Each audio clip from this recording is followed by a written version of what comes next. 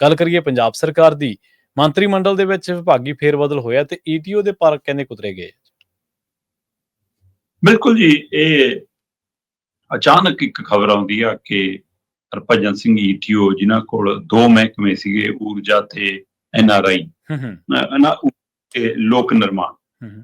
ਸੋ 2 ਮਹਿਕਮਿਆਂ 'ਚ ਹੁਣ ਲੋਕ ਵਿਭਾਗ ਬਚਿਆ ਜੀ, ਊਰਜਾ ਜੀ ਖਿੱਚ ਕੇ ਲੈ ਗਏ ਸੰਜੀਵ ਅਰੋੜਾ ਜੀ। ਬਈ ਜਿੱਧਰ ਹਾਈ ਵੋਲਟੇਜ ਆ ਫਿਰ ਹੁਣ ਉੱਧਰ ਹੀ ਕੰਮ ਚੱਲੂਗਾ ਬਿਜਲੀ ਦਾ, ਤਾਂ ਫਿਰ ਕੁੰਡੀਆਂ ਤਾਰਾਂ ਉੱਥੇ ਹੀ ਪਾਉਂਦਾ ਅਗਲਾ। ਸਹੀ ਹੈ, ਸਹੀ। ਸੰਜੀਵ ਅਰੋੜਾ ਰਾਜ ਸਭਾ ਛੱਡ ਕੇ ਜ਼ਮੀਨੀ ਚੋਣ ਲੜਦੇ ਨੇ, MLA ਬਣਦੇ ਨੇ ਤੇ ਮੰਤਰੀ ਮੰਡਲ 'ਚ ਆਉਂਦੇ ਨੇ ਤੇ ਮੰਤਰੀ ਬਣਦਿਆਂ ਹੀ ਉਹਨਾਂ ਨੂੰ ਚੰਗੇ ਵਿਭਾਗ ਮਿਲਦੇ ਨੇ, ਉਦਯੋਗ ਤੇ ਵਪਾਰ, ਨਿਵੇਸ਼, NRI ਮਾਮਲੇ, ਤੇ ਹੁਣ ਉਹਨਾਂ ਨੂੰ ਊਰਜਾ ਬਿਜਲੀ ਵਿਭਾਗ ਮਿਲ ਗਿਆ ਜੀ। ਹੁਣ ਕਿਸੇ ਕੋਲ ਖਬਰ ਨਹੀਂ ਸੀ, ਕੋਈ ਕਨਸੋ ਨਹੀਂ ਸੀ, ਕੋਈ ਚਰਚਾ ਨਹੀਂ ਸੀ।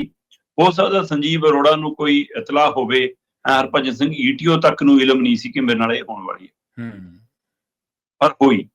ਉਹਦੇ ਪਿੱਛੇ ਇੱਕ ਕਾਰਨ ਤਾਂ ਇਹ ਮੰਨਿਆ ਜਾ ਰਿਹਾ ਕਿ ਪਿਛਲੇ ਦਿਨਾਂ 'ਚ ਬਿਜਲੀ ਮਹਿਕਮੇ ਵੱਲੋਂ ਹੜਤਾਲ ਸੀ, ਉਸ ਹੜਤਾਲ ਨੂੰ ਇਹ ਟੈਕਲ ਨਹੀਂ ਕਰ ਸਕੇ ਸਹੀ ਤਰੀਕੇ ਨਾਲ, ਸਮਾਂ ਰਹਿੰਦੇ ਉਹਨੂੰ ਨਿਬੇੜ। ਦੂਸਰਾ, ਪਿੰਡਾਂ ਦੇ ਵਿੱਚ ਲਗਾਤਾਰ ਕੱਟ ਲੱਗਣੇ, ਬਿਜਲੀ ਦਾ ਆਉਣਾ ਜਾਣਾ, ਉਹਦੇ ਕਾਰਨ ਨਾਮੀ ਪੰਜਾਬ ਸਰਕਾਰ ਇਹ ਕਹਿੰਦੇ ਵੀ ਮੁਫਤ ਦਿੰਦੇ ਨੇ, ਇਸ ਲਈ ਨਹੀਂ ਦਿੰਦੇ।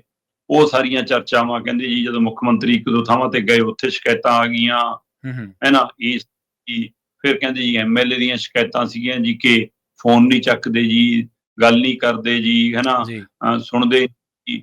ਤੇ ਕੁੱਲ ਮਿਲਾ ਕੇ ਸਭ ਨੂੰ ਲੱਗਿਆ ਕਿ ਬਿਜਲੀ ਵਾਲੇ ਮਾਮਲੇ ਦੇ ਵਿੱਚ ਉਹ ਗੰਭੀਰਤਾ ਨਹੀਂ ਦਿਖਾ ਰਹੇ, ਜਾਂ ਸਰਕਾਰ ਜਿਵੇਂ ਸਭ ਤੋਂ ਵੱਡਾ ਤਰੁਪ ਦਾ ਪੱਤਾ ਇਸੇ ਨੂੰ ਸਮਝਦੀ ਹੈ ਕਿ ਅਸੀਂ ਮੁਫਤ ਬਿਜਲੀ ਦਿੱਤੀ ਹੈ, ਉਹਦਾ ਚਿਹਰਾ ਬਣ ਕੇ ਕਾਰ ਨਹੀਂ ਕਰ ਪਾ ਰਹੇ। ਇਹ ਕਿੰਨੇ ਕਾਰਨ ਕਹਿੰਦੇ ਇਕੱਠੇ ਹੋ ਗਏ ਜੀ, ਤਾਂ ਹਰਭਜਨ ਸਿੰਘ ਈਟੀਓ ਦੀ ਮਤਲਬ ਕਿ ਛੁੱਟੀ ਹੋਈ ਜਾਂ ਪਰ ਕੁਤਰੇ ਗਏ ਇਸ ਮਹਿਕਮੇ 'ਚ। ਹੁਣ ਇੱਕ ਮਹਿਕਮਾ ਲੋਕ ਨਿਰਮਾਣ ਮਹਿਕਮਾ ਰਹਿ ਗਿਆ ਉਹਨਾਂ ਕੋਲ ਸਿਰ।